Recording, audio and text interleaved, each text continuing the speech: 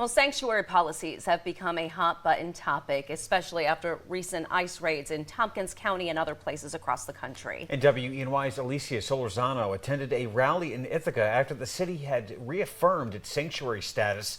And she also tells us what local politicians have to say about it. The City of Ithaca first established sanctuary city status in 2017, recently reaffirming that status in the city's Common Council meeting earlier this week. Officials and residents sought the need to do so once more after the Trump administration's efforts to crack down on illegal immigration. Today, residents and local elected officials gathered in the Ithaca Commons for a rally for hope and justice to make their voices heard. Given the climate at the federal level and some of the actions that the administration is undertaking, I think it was really important to remind our community what are the values that we stand for.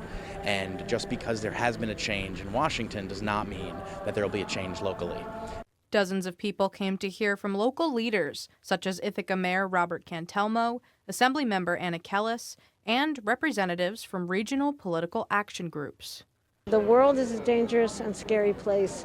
People come here for a better life, and that's what our grandparents and great-grandparents did. While the city is protected under reaffirmed sanctuary policies, federal officials have recently clashed with the city, Tompkins County, and the sheriff's office after federal agents said they arrested an illegal immigrant who was previously deported and came back. The U.S. Attorney's Office accused the sheriff of refusing to honor ICE's arrest warrant. Just last week, Congressman Nick Langworthy visited Elmira and spoke about the ongoing crackdown and the lack of cooperation from some local governments.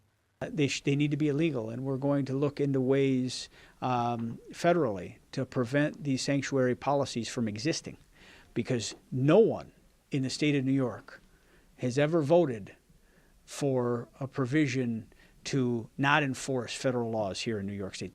On the flip side, protesters say that federal enforcement against sanctuary policies is a looming threat in cities like Ithaca. We have the ability to say, hey, you can enforce your federal policy however you wish, but we are under no obligation to assist you in doing that.